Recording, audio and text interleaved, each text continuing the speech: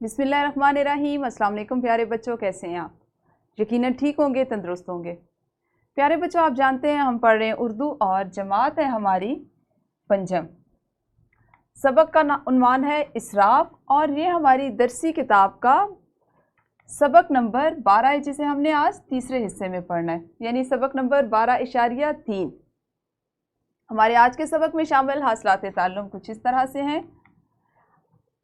वाक़े या माहौल का मुशाहिदा करके तहरीरी इजहार कर सकें।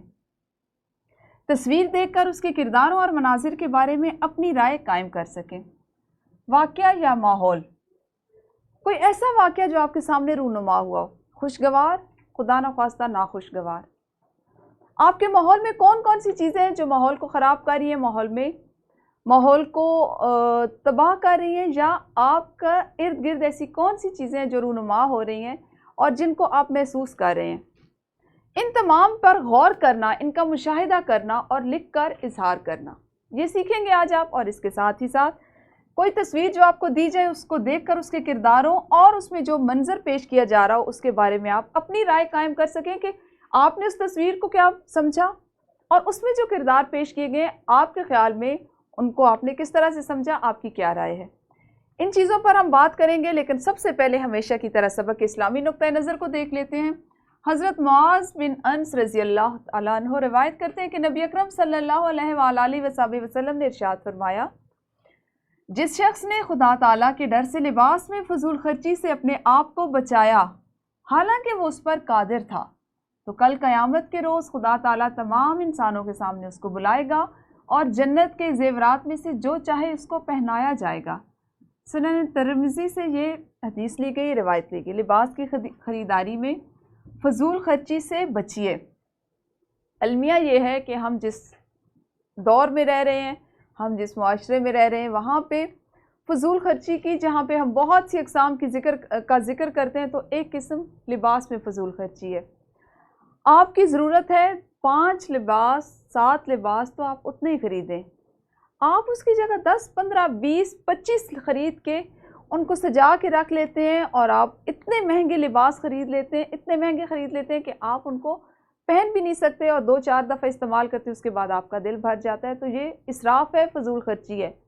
हालांकि अल्लाह ने आपको दौलत दे रखी है, रुपए पैसे से नवाज रखा है, अपनी नेमतों से नवाज रखा है, उसके बावजूद अगर आप अपनी ज़रूरत के मुताबिक उसमें से लिबास ख़रीदते हैं जिसको आप इस्तेमाल करते हुए बहुत आसानी से इस्तेमाल कर सकते हैं, अगर वो ख़राब हो जाए तो आपको अफसोस नहीं होता, दुख नहीं होता कि मैंने बहुत महंगा ख़रीदा था, तो इसका मतलब है कि आप अल्लाह ताला को नाराज़ नहीं कर रहे हैं। अल्लाह ताला आपसे राज़ी रहेंगे, खुश रहेंगे और क़यामत के दिन आपको तमाम इंसानों के सामने जन्नत के ज़ेवरात में से जो आप चाहेंगे वो मिलेगा।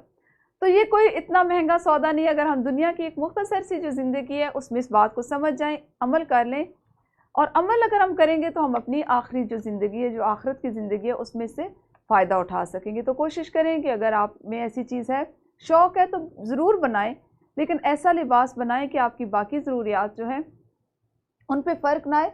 बल्कि यहाँ पे एक वाक़या मैं बताती चलूँ कि मैंने अक्सर वालिदैन को इस चीज़ को करते हुए देखा है, जो मैं यहाँ बताना ज़रूरी समझ रही हूँ, और मुझे ये बात बहुत अच्छी लगी कि जैसे आम तौर पे बच्चियाँ होती हैं, जैसे अब आप में से जो बहुत सी बच्चियाँ ये लेक्चर सुन रही होंगी, वीडियो देख रही होंगी, बच्चियाँ जो हैं वो अमूमन उनको लिबास का ज़्यादा शौक़ होता है, नए लिबास बनाने का, रंग बिरंगे ज़र्क बर्क लिबास बनाने का। तो किसी वालिदा से एक दफ़ा मुलाकात हुई, सुनने में जो एक बात हो रही थी वो कुछ इस तरह से थी कि उनकी बेटी ने उनसे फरमाइश की कि उसको बहुत अच्छा सा एक लिबास बना के दे। जैसा कि बच्ची ने एक जहन में सोच रखा था, उसको कपड़े का तो नहीं पता था ज़्यादा कि क्या होता है क्या नहीं, लेकिन उसने एक डिज़ाइन सोच रखा था, उसने एक लिबास का खुद से एक खाका खुद से बना रखा था। उसने अपनी वालिदा को बताया कि इस ईद पर मुझे ऐसा लिबास चाहिए। वालिदा जो थी वो इस्तिताअत रखती थी, उन्होंने अपनी बच्ची को बिल्कुल हूबहू वैसा लिबास बनवा कर दिया या ख़रीद कर दिया जैसा वो बच्ची चाह रही थी। अब जब वो बच्ची तैयार हुई, उसने अपनी वालिदा से पूछा कि वो कैसी लग रही, तो उन्होंने बताया कि तुम बहुत हसीन लग रही हो, और बच्ची भी बहुत खुश थी कि बिल्कुल जैसा मैंने सोचा था मेरी अम्मी ने मुझे वैसा लिबास बनवा के दिया। और जैसा होता है वो लिबास पहन के कुछ देर घर में घूमती फिरती रही, सबसे मिली। उसके बाद जैसे बच्चियाँ होती हैं मोहल्ले में इकट्ठी होती हैं, खेलती हैं, جب اس بچی کے اپنی دوستوں کے ساتھ سہیلیوں کے ساتھ کھیلنے کا وقت آیا تو اس نے اپنی امی سے اجازت چاہی کہ میں جاؤں کھیلنے، تو اس کی والدہ نے اس کے لیے ایک اور لباس بنوا رکھا تھا جو اس طرح کا تھا جیسے اس کی سہیلیاں یا اس کے محلے والے پہنتے تھے۔ اس کی والدہ نے اس کو کہا کہ یہ لباس تم نے اپنے شوق سے بنایا، تمہیں اچھا لگا، اب تم اس کو بدلو اور وہ لباس پہنو جو باقی بچیوں نے یا ارد گرد پہن رکھا ہے۔ اس بچی نے پہنا اور اس نے جب والدہ سے پوچھا کہ آپ نے ایسا کیوں کیا تو انہوں نے کہا کہ اس لیے کہ میں نہیں چاہتی کہ تم اس طرح کا زرق برق یا ایسا لباس پہن کے جاؤ جو باقی بچیوں کے پاس نہ ہو اور وہ کسی طرح کے احساس سے کمتری کا شکار ہوں۔ تو تمہیں معاشرے میں رہنے کے لیے لوگوں کے ساتھ ان کے جیسا لباس، جیسا دیس ویسا بھیس اپنانا چاہیے۔ تو ایسی چھوٹی چھوٹی باتیں آپ اپنی زندگی میں غور کریں اور اپنائیں۔ اب جلدی سے کریں گے ہم دہرائی کی ذیل میں آج آپ مجھے بتائیں گے کہ محفل میں جب باہم یعنی آپس میں گفتگو کرنے کے آداب کیا ہوتے ہیں۔ کوئی سے دو تین آداب آپ ویڈیو روک کے اپنی معلمہ کو بتاتے جائیے، لیکن وہ آداب بتانے جو آپ خود جن پہ عمل کرتے ہیں۔ صرف سنی سنائی باتوں پہ یقین نہیں کرنا، بولتے آپ بہت اونچی آواز سے ہیں لیکن آداب میں آپ بتائیں کم آواز میں بولنا چاہیے۔ ٹھیک ہے، یہ بات آپ کو پتہ ہونی چاہیے، لیکن کوشش کیجئے کہ جن آداب کو آپ جن کو اپناتے ہیں آپ انہی کا بتائیں، ٹھیک ہے۔ ویڈیو کو روک کے دہرائی کیجئے تاکہ ہم اپنے آج کے سبق کا آغاز کریں۔ یقیناً آپ سب نے اپنی معلمہ کو بتایا ہوگا وہ آداب گفتگو جو آپ کی شخصیت میں موجود ہے۔ اب ہم دیکھیں گے ایک تصویر کے پڑھنے سے پہلے کہ ہماری کون سی سرگرمی ہے۔ ہم نے آج بات کرنی تھی کہ آپ اپنے ارد گرد کے ماحول کا کسی واقعے کا مشاہدہ کر کے تحریری اظہار کر سکیں، اس کے علاوہ تصاویر پر گفتگو کر سکیں اور اس میں جو تصاویر اور منظر دیے جاتے ہیں ان میں جو کردار ہوتے ہیں ان پہ گفتگو کر سکیں۔ آپ کے سامنے ایک تصویر موجود ہے، غور کرنے کی یہ بات ہے کہ اس تصویر میں دو کردار موجود ہیں، یہ اور یہ۔ آپ نے اس تصویر پر غور کرنا ہے اور اس کے بعد اپنی رائے اس تصویر پر دینی ہے، مجموعی طور پر دینی ہے کہ آپ نے اس تصویر میں کیا پایا، اس کو کیا سمجھا۔ اور آپ جانتے ہیں کہ سرگرمی کو کرنے کے لیے، اپنی رائے کا اظہار کرنے کے لیے، تصویر کو سمجھنے کے لیے آپ کو ویڈیو کو یہیں پہ روکنا پڑے گا اور اپنی معلمہ کو بتانا پڑے گا۔ تو ویڈیو روک کے سرگرمی کیجئے، پھر ہم سبق پڑھیں گے۔ جی یقیناً آپ نے اچھے سے بتایا ہوگا کہ اس تصویر میں کیا آپ نے محسوس کیا۔ میں مزید وضاحت کرتی چلتی ہوں آپ کے لیے کہ یہ تصویر تھی، اس میں ایک شخص ایسا ہے جو دونوں بازوؤں سے محروم ہے، لیکن اس نے اپنے دونوں کاندھوں پر بوجھ اٹھا رکھا ہے، وزن لٹکا رکھا ہے جو بظاہر سر پہ جیسے اس نے اینٹیں اٹھا رکھی ہیں۔ بظاہر یہ لگ رہا ہے وہ ننگے پاؤں ہے تو وہ مزدوری کر رہا ہے اور اس نے ان تھیلوں میں بھی تھیلوں کو اینٹوں سے باندھ رکھا ہے، یعنی وہ مزدوری کر رہا ہے، رزق حلال کما رہا ہے، جبکہ وہ محروم ہے دونوں ہاتھوں اور بازوؤں سے۔ اس کے مقابلے میں آپ کو ایک ایسے شخص کی تصویر دکھائی جا رہی ہے جس کے پاس بظاہر اس کا جسم مکمل ہے، اس کے پاس دونوں ہاتھ بھی ہیں اور اس کے تمام اعضاء سلامت ہیں، لیکن وہ ان کو استعمال نہیں کر رہا اور مانگنے کو ترجیح دے رہا ہے۔ رزق حلال کمانے پر وہ مانگنے کو ترجیح دے رہا ہے۔ تو یہ ہمیں ایک ایسی تصویر دکھائی جا رہی ہے جس میں ہم نہ صرف اس تصویر کے ہر پہلو پہ غور کر سکتے ہیں بلکہ کسی شخص کی سوچ کیا ہے، وہ کس سوچ کے تحت اپنی زندگی گزارتا ہے، زندگی کو بوجھ سمجھتا ہے یا زندگی کو اللہ کی نعمت سمجھ کے اللہ تعالیٰ کا ہر حال میں شکر ادا کرتے ہوئے اپنی زندگی کو بہتر بنانے کے لیے کوشش کرتا ہے۔ تو یہ اس طرح سے آپ نے یقیناً آپ میں سے بہت سے بچوں نے اس کو سمجھا ہوگا، اس پہ بات کی ہوگی اور آپ کو پتہ چلا ہوگا کہ کون سا شخص بہرحال بہتر ہے، یہ یا یہ۔ تو یقیناً آپ سب کا جواب اسی شخص کے لیے ہوگا، اسی کے حق میں ہوگا، آپ کی رائے بھی یہی ہوگی کہ یہ بہتر ہے۔ یہ معذوری ہوتے ہوئے بھی کسی کے سامنے دست سوال دراز نہیں کر رہا بلکہ اپنی ضروریات کو خود پورا کرنے کی کوشش کر رہا ہے، اور ایسے لوگوں کے لیے اللہ تعالیٰ بھی پھر ان کی مدد فرماتے ہیں۔ اب ہم کریں گے اپنا آج کا کام، اور کل جو ہمارے سبق کا حصہ رہ گیا تھا آج سب سے پہلے اس کی بلند خوانی کریں گے، پھر مزید کچھ سرگرمیاں کر لیں گے، ٹھیک ہے؟ تو آپ اپنی کتابیں کھولیے، میز پہ رکھیے اور اس کی بلند خوانی میں کرتے ہیں، ٹھیک ہے؟ لیکن آپا جی جہاں میں کام کرتی ہوں وہاں تو روزانہ اتنا کھانا ضائع ہوتا ہے، کیا انہیں یہ سب نہیں پتا؟ وانیہ نے پوچھا۔ بیٹا لوگ آج کل دکھاوے اور ایک دوسرے پر سبقت لے جانے کی دھن میں تمام اقدار کو فراموش کرتے جا رہے ہیں۔ ہمیں جن کاموں سے روکا گیا ہے ان میں ہی ہماری بھلائی ہے۔ اسراف اور فضول خرچی چاہے کسی بھی صورت میں ہو اللہ تعالیٰ کے ہاں ناپسندیدہ ہے۔ سنن ابی ماجہ میں حضرت عبداللہ بن عمر بن العاص رضی اللہ تعالیٰ عنہ کی ایک روایت ہے کہ ایک مرتبہ نبی اکرم صلی اللہ علیہ وآلہ وصحبہ وسلم کا گزر حضرت سعد رضی اللہ تعالیٰ عنہ کے قریب سے ہوا جو وضو کر رہے تھے۔ آپ صلی اللہ علیہ وآلہ وصحبہ وسلم نے فرمایا، سعد کیا یہ اسراف کر رہے ہو؟ حضرت سعد رضی اللہ تعالیٰ عنہ نے کہا، یا رسول اللہ، وضو میں بھی اسراف ہوتا ہے؟ نبی اکرم صلی اللہ علیہ وآلہ وصحبہ وسلم نے فرمایا، ہاں وضو میں بھی اسراف ہے، اگرچہ ایک جاری نہر سے وضو کر رہے ہو۔ اگلے دن وانیہ نے باتوں باتوں میں بڑی بی بی کے سامنے وہ تمام باتیں دہرائیں جو آپا جی نے اسے بتائی تھیں۔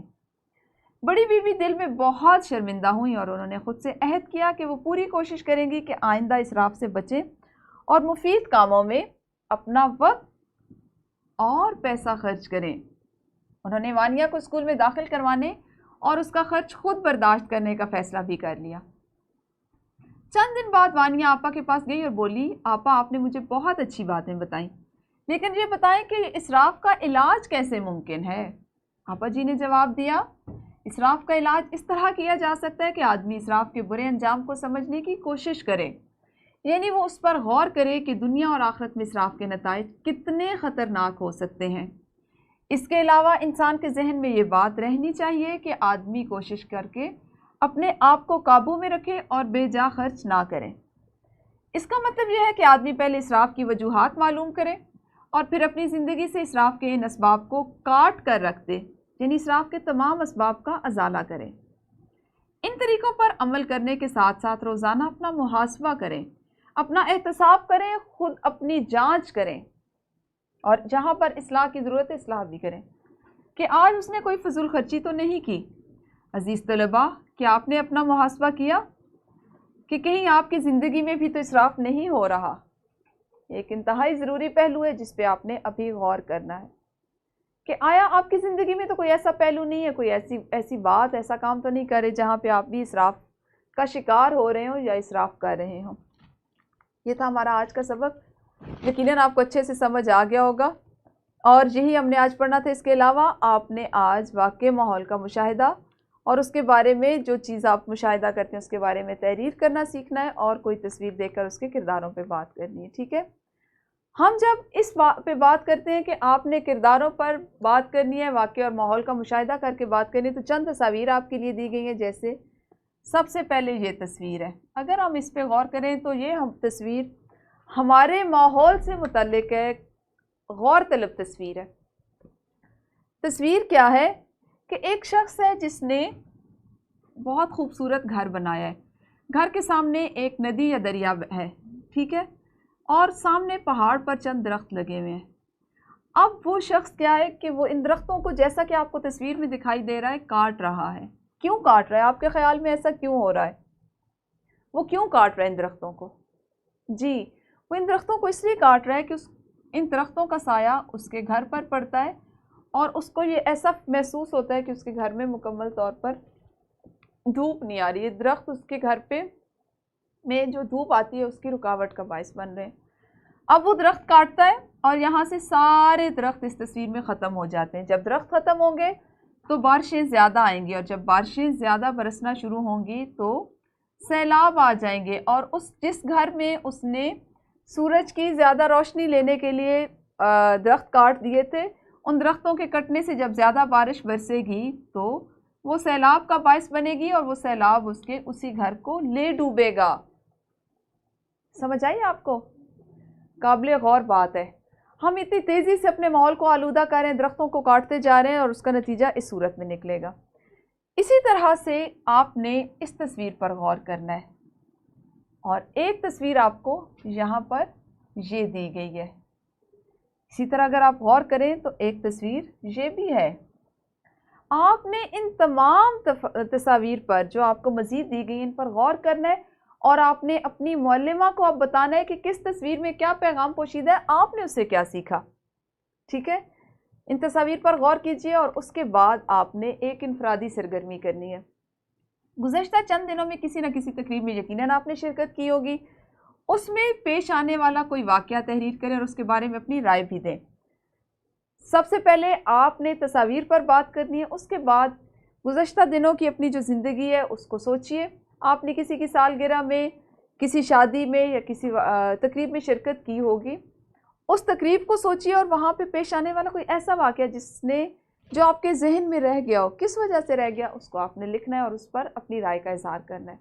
तो इसके लिए ज़रूरी है कि आप वीडियो को यहीं पे रोकें और फिर ये सरगर्मी करें।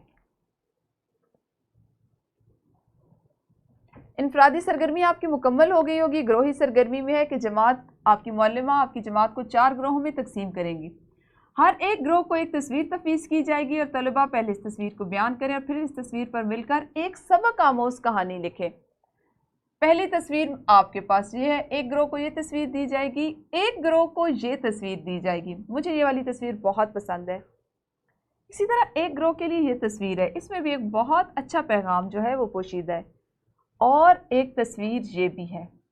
4 ग्रोहों ने एक एक तस्वीर लेनी है। पहले आप ग्रोह के तमाम जो अफराद हैं वो मिलकर उस पर बात करें, उसको समझें और फिर उस पर एक ऐसी कहानी लिखें जो सबक आमोज़ हो कि आपने उस तस्वीर से क्या सीखा, उसमें कौन सा पैगाम पोशीदा है, क्योंकि इन तमाम तस्वीर में एक एक पैगाम पोशीदा है। तो वीडियो को रोकिए और ये सरगर्मी भी कीजिए। शाबाश। यकीनन आप सब ने ग्रोही सरगर्मी भी कर ली होगी। मश्क में है आज हमारा सवाल नंबर 3, जिसमें आपको सवालात के जवाबात खुशखत तहरीर करने हैं। सबक चूँकि मुकम्मल हो चुका है तो इसलिए आपने इन तमाम सवालात के जवाबात तहरीर करने हैं। और सवाल नंबर 7 होगा आपके पास, नज़म पढ़कर दर्ज झैल सवालात के ज़बानी जवाबात दीजिए। गौर कीजिए कि ये आपने लिखने नहीं है, नज़म को पढ़ना है, समझना है और इन सवालात के ज़बानी जवाबात देने। ठीक है। फिर आज आपने जो घर से काम करके लाना है वो ये है कि आपके ख्याल में किसी भी घर का बेहतरीन माहौल कैसा होना चाहिए।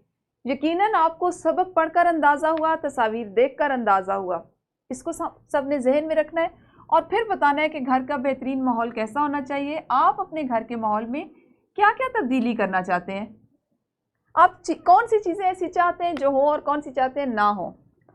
10 से 15 सतूर में आपने लिख कर लाना है।